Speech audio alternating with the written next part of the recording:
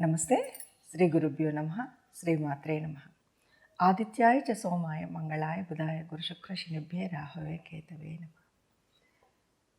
మనం రాబోయే మాసం అంటే జనవరి మాసం, జనవరి 2024 ఈ మాసానికి గాను మాస ఫలితాలు ఎలా ఉన్నాయి, గ్రహస్థితి ఎలా ఉంది. ముఖ్యంగా జనవరి అంటే ఆంగ్ల కాలమాన ప్రకారం గ్రెగేరియన్ క్యాలెండర్ ప్రకారంగా నూతన సంవత్సరం అంటూ ఉంటారు. అది మన భారత సనాతన ధర్మం కాకపోయినప్పటికీ అందరూ అది ఒక లెక్క కట్టుకునేటువంటి మాసం కాబట్టి జనవరి మాసం కొత్త మాసం అని కూడా మొదలు పెడతారు. ఏదేమన్నా మన లెక్క ప్రకారంగా జనవరి మాసం అంటే ముఖ్యంగా సంక్రాంతి పండగ వచ్చేటువంటి మాసం. అలాగే ఇందులోనే మనం ధనుర్మాసం కూడా ఉంటుంది కాబట్టి సౌరమాన ప్రకారంగా మనం ఈ ధనుర్మాసంలో మనం గీతా జయంతిని కూడా జరుపుకుంటాం. అంటే జనవరి మాసంలో రెండు ముఖ్యమైనటువంటివే కాకుండా ఇంకా ముఖ్యమైనటువంటి విషయం ఏమిటంటే కాలగమనంలో లెక్కైనటువంటి దక్షిణాయన కాలం పూర్తయి ఉత్తరాయణ కాలం వచ్చేటువంటి సమయం కాబట్టి జనవరి మాసంలో గ్రహాల స్థితులు ఎలా ఉన్నా అందరికి కూడా ఆనందాన్ని, ఉత్సాహాన్ని, సంతోషాన్ని ఇచ్చేటువంటి మాసంగా, ఆయురారోగ్యాలతో ఉండడానికి సరిపోయినటువంటి మాసంగా చెప్పుకోవచ్చు. మరి అయితే గోచార రీత్యా గ్రహాల స్థితి ఎలా ఉంది ఈ జనవరి మాసం, జనవరి 2024లో మరి గోచార స్థితికి గాను గ్రహాల స్థితి ఎలా ఉంది? మేషంలో గురువు, తర్వాత కన్యలో కేతు, వృశ్చికంలో మనకి బుధుడు, శుక్రుడు. ఈ బుధుడు 8వ తారీఖు తర్వాత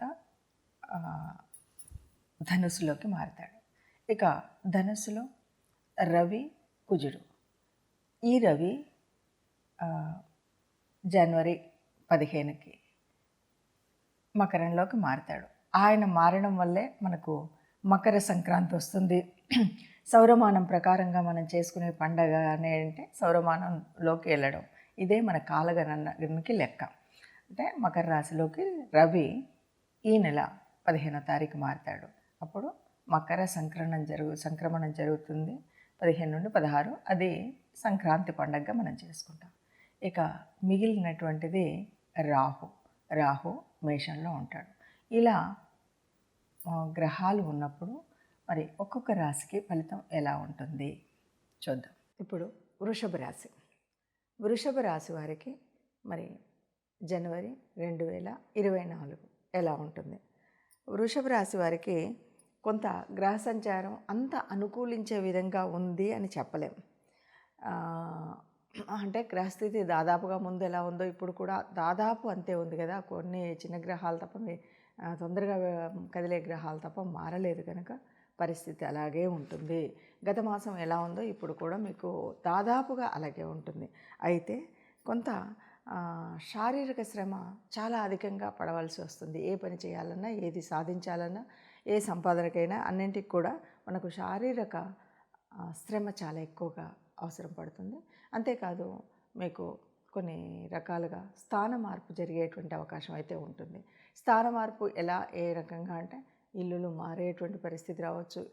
అంటే మనం రెంట్కి ఉన్నట్టయితే, లేదు కొన్నిసార్లు మీ ఉద్యోగ రీత్యా మారేటువంటి అవకాశం ఉండొచ్చు, వ్యాపార రీత్యా మారేటువంటి, ఇలా ఏదో ఒక రకంగా. లేదు ఇల్లు మీ సొంత ఇల్లే ఉంది కానీ ఇంటికి ఏదైనా రిపేర్ చేయించాల్సినటువంటి అవసరం రావచ్చు. లేదు ఇది కాదని కొత్తది కొనుక్కొని బయటకు వెళ్ళొచ్చు. ఏదో ఒక రకంగా స్థానం మార్పు అయితే తప్పనిసరిగా జరిగేటువంటి అవకాశం ఉంది. ఇక ప్రయాణందులు ఏదైనా మీరు బండి ప్రయాణం చేయండి, సైకిల్ మీద చేయండి, ఏ ప్రయాణమైనా చేయండి, ఇబ్బందులు కలుగుతాయి. ఏ రకమైనటువంటి ఇబ్బందులు అంటే ఒక్కొక్కసారి మనం సైకిల్ మీద వెళ్తున్నా జారిపడేటువంటి అవకాశం ఉంటుంది. అది కూడా ప్రయాణంలో ఇబ్బందే. అలా కాదు మనదే స్కూటర్ మనమే వెళ్తున్నా అన్న ఇంటి ముందే జారిపడేటువంటి అవకాశం ఉంటుంది. కొన్నిసార్లు ఎలాంటి ఇబ్బందులు ఉంటాయంటే మనం వెళ్తూ ఉండగా మధ్యలో పెట్రోల్ ఆగిపోయి అది మిట్ట మధ్యాహ్నం అయ్యి ఉండి ఆ దగ్గరలో ఎక్కడా పెట్రోల్ కొంచెం కూడా దొరకకపోవడం, లేదు వెళ్తుండగా ఎక్కడో కారు పంచర్ అవ్వడం, ఆ పంచర్ షాప్ అనేది లేకపోవడం, స్టెప్ని మన దగ్గర లేకపోవడం, ఇలాంటి అంటే ప్రయాణాలలో చాలా అధికమైనటువంటి ప్రయాణాలు చేసేటప్పుడు సమస్యలు వచ్చేటువంటి అవకాశం ఉంటుంది.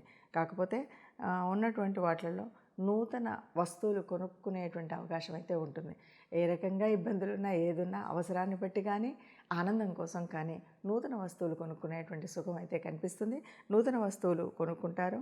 అలాగే వస్తు ప్రాప్తి కూడా, వస్త్ర ప్రాప్తి కూడా, అంటే నూతన వస్తువులతో పాటు వస్త్రాలు, అంటే చీరలు లేకపోతే కొత్త బట్టలు, అది పెళ్లి రోజనో పుట్టినరోజనో లేకపోతే పండగనో లేకపోతే వ్రతమనో ఏదో రకంగా నూతన వస్త్రాలు కొనుక్కునేటువంటి సుఖం కూడా వీరికి ఉంటుంది ఈ మాసంలో.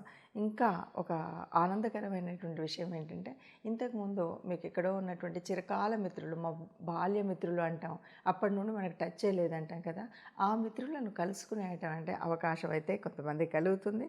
ఇంకా కుటుంబ సౌఖ్యం అయితే బాగుంటుంది. కుటుంబంలో అందరూ కలిసి ఉంటారు. వీటితో పాటు బంధువుల రాక మరి వచ్చే అవకాశం ఉండొచ్చు. ఇది పండగ కూడా ఉంది కాబట్టి చక్కగా బంధువుల రాక, కుటుంబ సౌఖ్యం మీకు ఉంటుంది. అలాగే విందులు, వినోదాలు ఇవన్నీ కూడా జరుగుతాయి. ఇవన్నింటితో పాటు మాసాంతంలో ఒక మంచి అయినా సరే చెడైనా మీరు ఊహించనిది, చెడు అనే కంటే కూడా దాదాపుగా మనం ఊహించని సంఘటన, చెడు సంఘటన అనే కాదు, మంచి సంఘటనలు, లేదు అనుకోకుండా మీరు ఎక్కడో ఉన్నాడు ఇప్పుడే మా అబ్బాయి రాడు అనుకున్నవాడు రావచ్చు, ఇలాంటివి అన్నమాట. ఊహించని సంఘటనలు ఏదైనా కూడా మాసాంతంలో వచ్చేటువంటి అవకాశం ఉంటుంది. అయితే ఇక్కడ ఉన్నటువంటి పరిస్థితుల్లో మీరు తప్పనిసరిగా మర్చిపోకుండా ఈ 15 రోజులు గోధుమకి యొక్క పాశురాలని చదువుకోవడం లేదా విష్ణు సహస్రం వినడమా, ఈ రెండూ కాదు అంటే మీరు తప్పనిసరిగా ఏదైనా విష్ణు ఆలయాన్ని ఈ మాసం అంతా కూడా వైష్ణవ ఆలయాల్లో ఎక్కడికైనా సరే ఉదయాన్నే మీరు దర్శించుకునేటువంటి స్థితి ఉంటే కనుక ఆనందంగా ఉండగలుగుతారు. ఈ ఉన్నటువంటి గ్రహదోషాలు ఏమీ తెలియకుండా హాయిగా ఈ మాసం గడిచిపోతుందని చెప్పచ్చు. ఇప్పుడు మనం చెప్పుకున్నంత వరకు ఇది గోచార రీత్యా గ్రహాలు ఉన్నటువంటి దాన్ని బట్టి చెప్పాను. కానీ నిజానికి జన్మజాతకంలో ఉండేటువంటి మన గ్రహస్థితిని బట్టి, గ్రహాల యుతిని బట్టి, గ్రహాల దృష్టిని బట్టి నిజంగా మనకు జన్మజాతకం ఎవరికైనా తెలిసి ఉంటే ఆ జాతకంలో ఉండేటువంటి స్థితిగతులను బట్టి ముఖ్యమైనటువంటి ఫలితాలు ఉంటాయి. అయినప్పటికీ ఎవరికైనా అసలు రాశి ఏమీ తెలియనప్పుడు, అంటే వాళ్ళ జన్మజాతకంలో ఉన్నటువంటి కుండలి ఏది తెలియకుండా కేవలం రాశి మాత్రం తెలిసినప్పుడు, లేకపోతే మకరం మనం చెప్తూ ఉంటాం కదా, ఇదేంటి ఇది నా జన్మ లగ్నం, ఇది నా జన్మ రాశి, ఈ రెండు మాత్రమే తెలుస్తాయి. అలా మాత్రం తెలిసినప్పుడు మనం ఈ గోచర ఫలితాలని చూసుకోవచ్చు. ఇక లేదు కొంతమంది నామ ఫలితాలని చూసుకుంటారు, అలా కూడా చూసుకోవచ్చు. అలా కాకుండా జన్మజాతకంలో జన్మకుండలి తెలిసినట్టయితే దాంట్లో ఉన్నటువంటి గ్రహాల యొక్క బలాబలాలను బట్టి మిగతా ఫలితం అంతా ఉంటుంది. మరి అలాంటప్పుడు ఇది ఎందుకు చూసుకోవడం అంటే, ఇది కూడా ఒక్కొక్కసారి అది ఇది కలిసి ఉండొచ్చు. లేనప్పుడు కూడా గోచారాల వల్ల వచ్చేటువంటి ప్రభావం కనీసం 30-35% అయితే ఉంటుంది.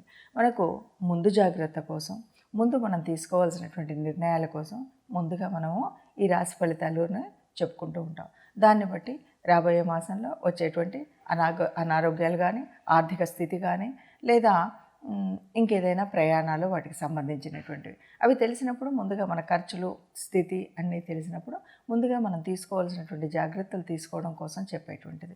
అంతేకాకుండా ఆ గ్రహాలు మనకు అనుకూలించడం లేదు అన్నప్పుడు మనం తీసుకునేటువంటి ఆ గ్రహాలకి శాంతి కానీ, దేవతా పూజ కానీ ఇవి మనం చేసుకుంటే, అంటే పరిహారాలు చేసుకుంటే బాగుంటుంది అనే ఉద్దేశంతో మనం చెప్పినటువంటివి.